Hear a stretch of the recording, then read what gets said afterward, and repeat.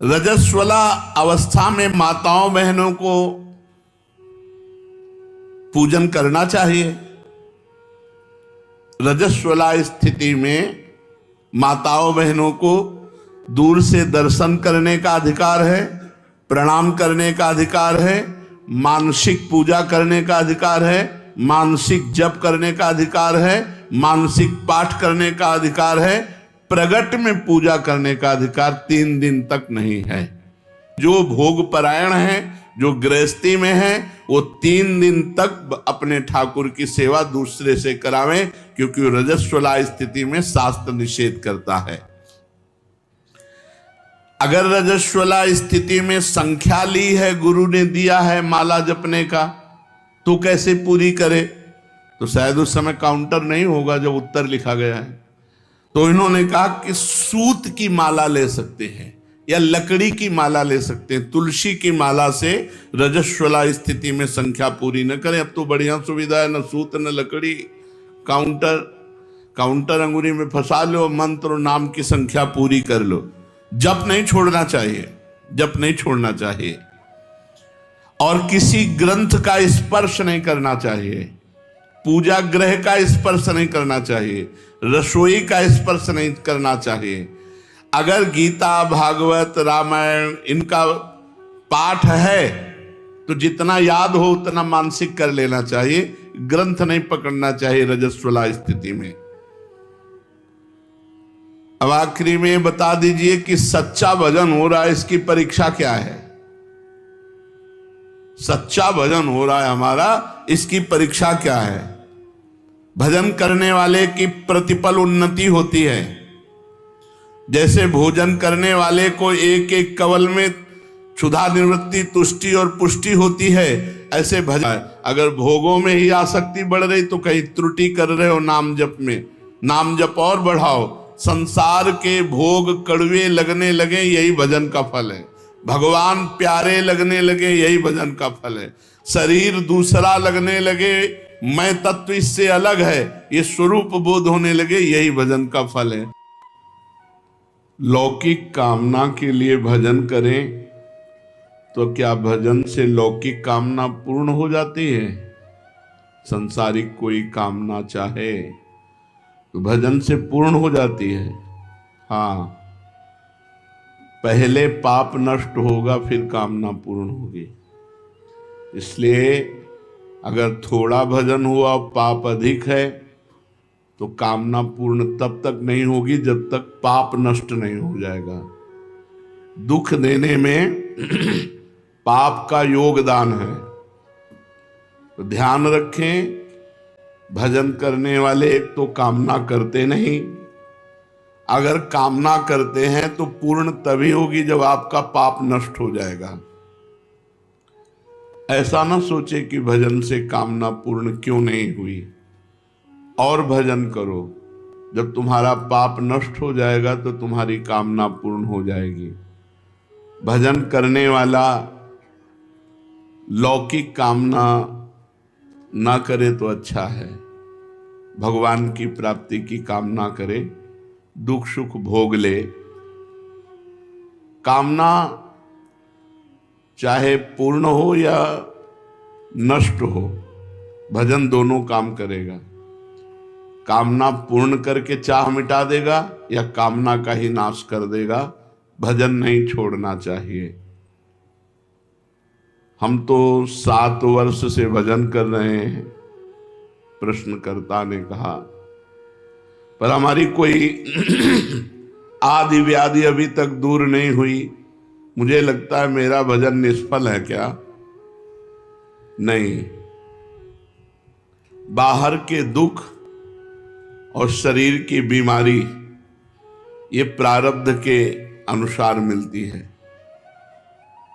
भजन का फल है अंतःकरण शुद्ध होकर भगवदानंद की प्राप्ति होना। भजन का फल ये नहीं कि तुम्हारा जुकाम बुखार ठीक हो जाए, तुम्हारा ये ठीक हो जाए। अगर चाहोगे उस कोटि का भजन करोगे तो हो जाएगा, पर भजन का फल ये नहीं है। भजन का फल है अंतःकरण की पवित्रता और भगवदानंद की प्राप्ति। महाराज, शरणागति का क्या अर्थ है?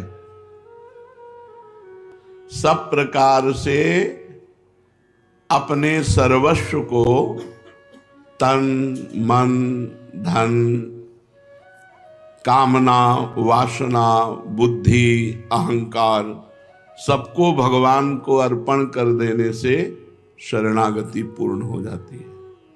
तन मन धन कामना वासना बुद्धि अहंकार, इसमें अपनापन न मानना, ये सब भगवान का है, ऐसा अर्पण कर देना। अहंकार भी भगवान का है, बुद्धि भी भगवान की है, मन भी भगवान का है, चित्त भी भगवान का, तन भी भगवान का, धन भी भगवान का, मन भी भगवान। अब सारा भार प्रभु पे अर्पित करके हम निश्चिंत हो गए, निर्भय हो गए। बहुत बढ़िया बताया, पर ये होता नहीं है। इसका साधन क्या है? शरणागति, तन मन प्राण धन बुद्धि अहंकार सब कुछ समर्पित हो जाए, इसकी साधना क्या है? पहला, भगवान के अनुकूल ही सब कार्य करे, प्रतिकूलस्य विसर्जनम, श्री कृष्ण अनुकूलेन। तन मन वचन से कोई पाप कर्म न बने, सबसे पहला है। शरणागति के लिए मनमानी आचरण करने वाला शरणागत नहीं होता। तन से मन से वचन से श्री कृष्ण अनुकूलेन प्रतिकूलस्य विसर्जनम, प्रतिकूल आचरणों का त्याग और अनुकूल आचरण भगवान के करना, ये पहला साधन है। प्रतिकूलस्य विसर्जनम, पाप आचरण न होने पावे। अगर पाप आचरण होंगे तो शरणागति आपकी नहीं मानी जाएगी। एक प्रश्न आज कर रहे थे कि जब पुण्य भगवान को समर्पित तो पाप भी भगवान को समर्पित। ये पुण्यात्मा का या महात्मा का लक्षण नहीं कि जो मन में आया सो कर लिया, इसके बाद कोई पश्चाताप नहीं। अगर हमसे गलत हो गया तो हमारा हृदय जले, भगवान से प्रार्थना करें कि प्रभु दोबारा ऐसी हमसे गलती न हो, तब तो वो गलती से निकल पाएगा। जब जलन ही नहीं तो गलती से निकल ही नहीं पाएगा। भगवान के शरणागत के द्वारा पाप नहीं होता, ये पहला लक्षण है। अगर हमें शरणागत होना है तो पाप आचरण हमें छोड़ना है। नाम जप के प्रभाव से हमें पाप आचरणों से डरना है, बचना है, नहीं हम प्रभु की शरण में नहीं हो पाएंगे। दूसरा, भगवान के प्रतिकूल समस्त कार्यों और भावों का तन मन वचन से सर्वथा त्याग कर देना। पहला है भगवान के अनुकूल आचरण करना, और दूसरा है भगवान के प्रतिकूल जितने आचरण हैं, तन से मन से वचन से कर्म से, उनका त्याग कर देना। तीसरा, एकमात्र भगवान में दृढ़ विश्वास। जो कुछ होगा सब प्रभु से होगा, प्रियाजू से होगा। पूर्ण विश्वास, मात्र भगवान है। भगवान ही एकमात्र हमारे रक्षक हैं, वही हमारी गति है, वही हमारा आश्रय है, वही हमारा ध्येय है। ध्येय जिनका ध्यान किया जाता है वही हमारा लक्ष्य है, दूसरा कोई नहीं, एकमात्र प्रभु। पांचवा, जो कुछ भी सोचे बोले करें वो केवल भगवान के लिए करें। सोचें तो भगवान के लिए सोचें, करें तो भगवान के लिए करें, बोलें तो भगवान के लिए बोलें। शरणागति, सब कार्य करते हुए भजन साधना अपना कोई पुरुषार्थ न माने, ये भगवान की कृपा शक्ति से हो रहा है ऐसा अनुभव करे। शरणागति पुष्ट होने के लिए सब कार्य साधना के हो रहे हैं, पर मेरे सामर्थ्य से नहीं हो रहे, ये तो भगवान की कृपा शक्ति के द्वारा हो रहे हैं, मेरे में कोई पुरुषार्थ नहीं, कोई सामर्थ्य नहीं। सातवां, सब कुछ भगवान को अर्पण करने के बाद अर्पण करने का अहम नहीं।